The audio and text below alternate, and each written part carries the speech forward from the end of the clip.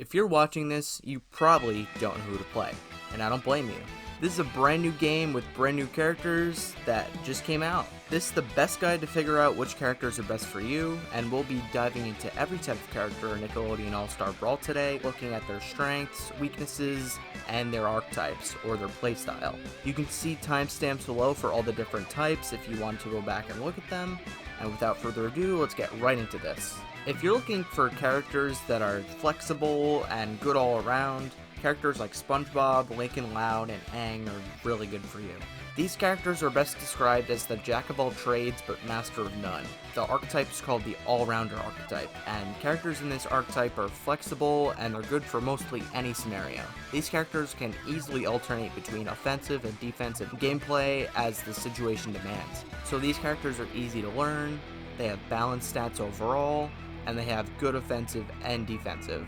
So they'll have good close range moves, good long range moves. An example of this is SpongeBob. He has good moves all around, he has the bubble, and he has good combos. But these characters don't usually excel in specific things. Like, yes, SpongeBob has a bubble, but he's not exactly a zoner like Zim is.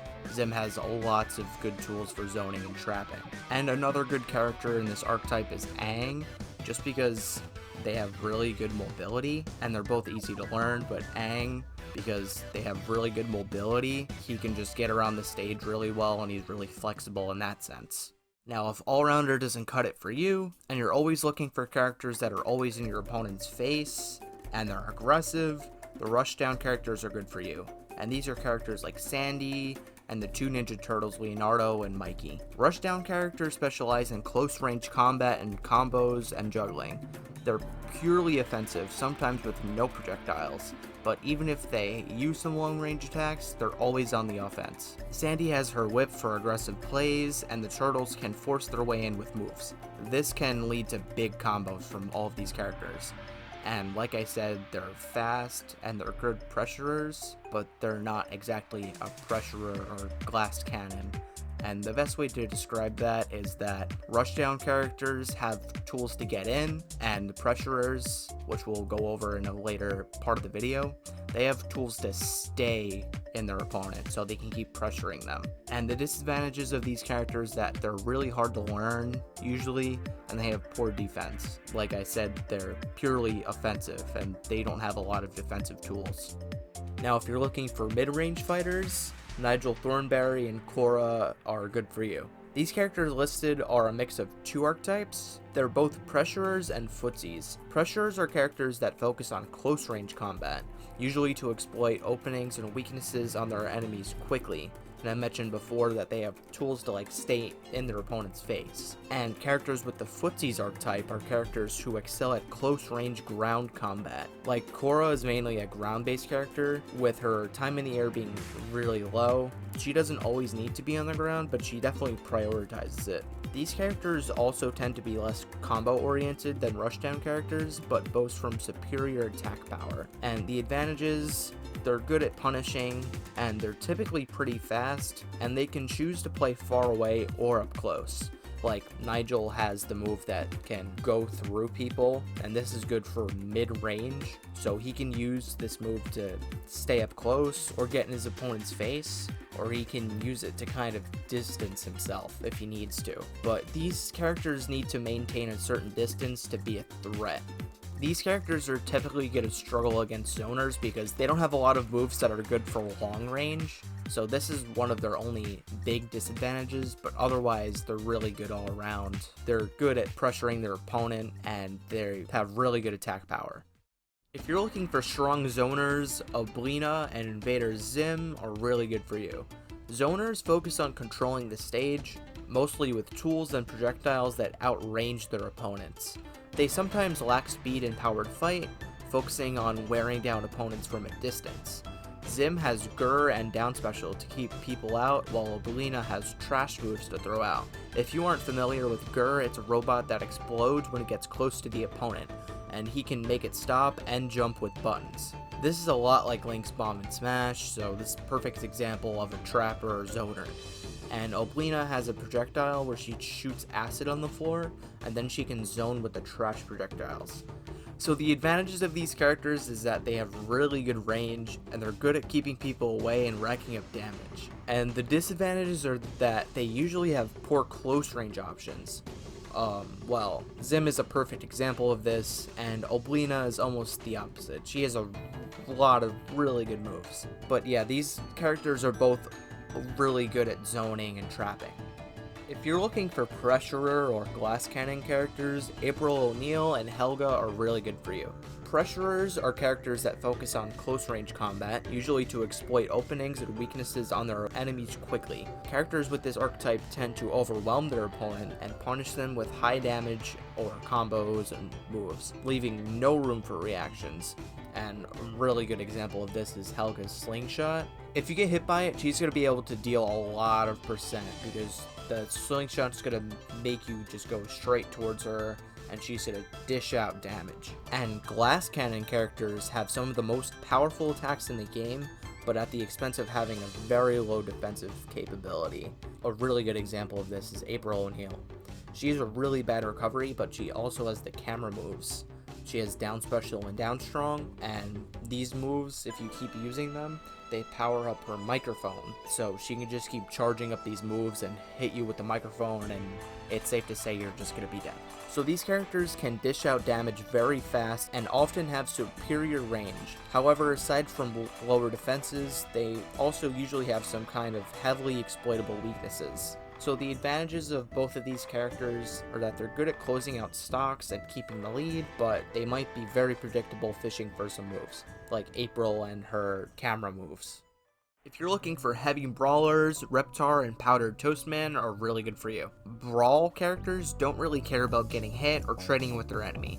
They usually come equipped with super armor, and these beefy characters typically are heavy and don't tend to die. So their advantages, like I said, they have super armor, like Reptar has a bunch of moves with super armor.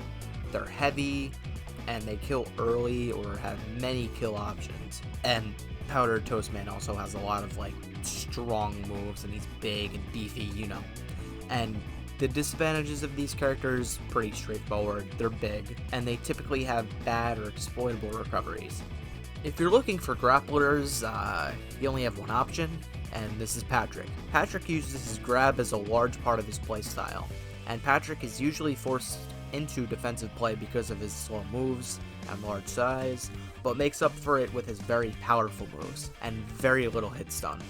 He essentially waits for his opponents to get in close and then punishes them for it. Grapplers can also be fast characters that not only have many setups and combos from grabs, but also a good variety of moves to mix up their play.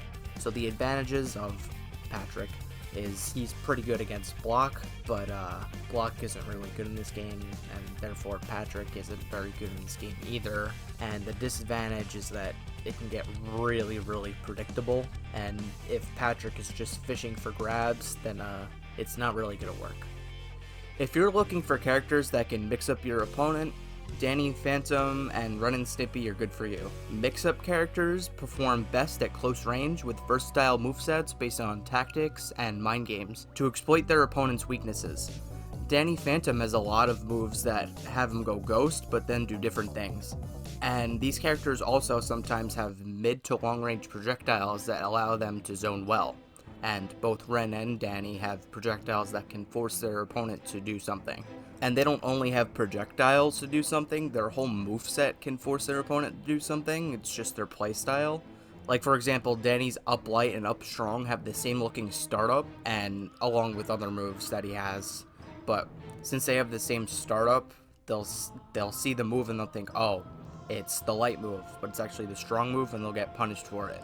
Or they think it's the strong move, and they act accordingly, but it's actually the light move, and they'll also get punished for it. So it just forces them to do an option. And if they just choose to do nothing, for example, if he's doing this light or strong move, he can down special, which is a fast shockwave, and it'll just catch them off guard. So either way, it's just a rock, paper, scissors scenario. It always forces the opponent to do something. Also, mix-up characters generally are more balanced than pressure characters, but they're not as balanced as all-rounder characters are. Since these characters, again, this is another pattern we're seeing, they can't usually play defensively, so they have much more obvious or exploitable weaknesses. So their advantages are to force options and just use mind games and rock, paper, scissors. So the way they usually win is getting into their opponent's head.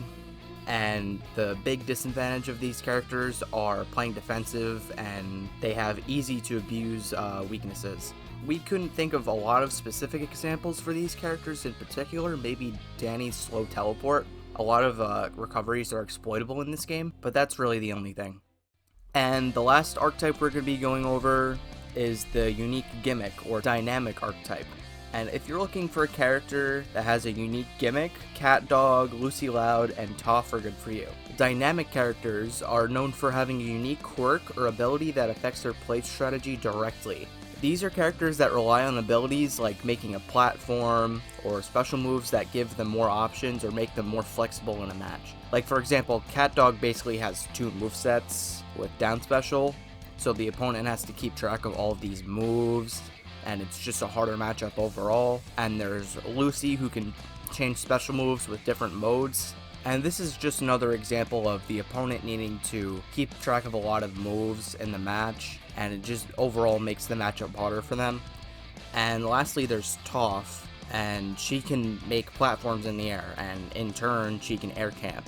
So obviously, if she's just camping in the air, it's going to make it much more challenging for the opponent. So these characters are different from the rest of the cast, and they're pretty much a harder matchup for the opponent. Most of the time they are. And they usually rely on this gimmick, so it can be very exploitable overall, or it can get really, really predictable, like, oh, they're just going to do this. Like, if you learn the matchup really well, it actually might be a double-edged sword in that sense. Like, if they keep using it over and over again, it might work if you don't know the matchup, or if you know it really well, they're just going to be hurting themselves in the end. And that was Who Should You Main in Nickelodeon All-Star Brawl. I hope you enjoyed it, and I hope this video helps you find a main in this game. We were really, really excited for this game to come out, and in turn, we were really excited to make this video, because the other Who Should You Main was really, really helpful to people who even played the game for years. So we definitely wanted to make a video like that video on a brand new game that just came out. And yeah, if you realize things are a little different, I recorded this entire video by myself, and this is because Kaz has been away. He moved, so he hasn't been able to set up the PC and his own mic. So I got a mic of my own, and I'll be recording the videos. We're still working on things together, and in the future, which won't be too far away, he'll have his PC up and running again, we'll both have mics, and we can get back to recording videos together. So with that, hope you enjoyed. Check out our other videos. Make sure you subscribe so you see all of our content when it comes out. We roll out content pretty much every week. We tried for a week, but lately it's been 2 weeks because things have been a little wonky. But yeah, have a good morning, afternoon, whenever you're watching this, and see you around.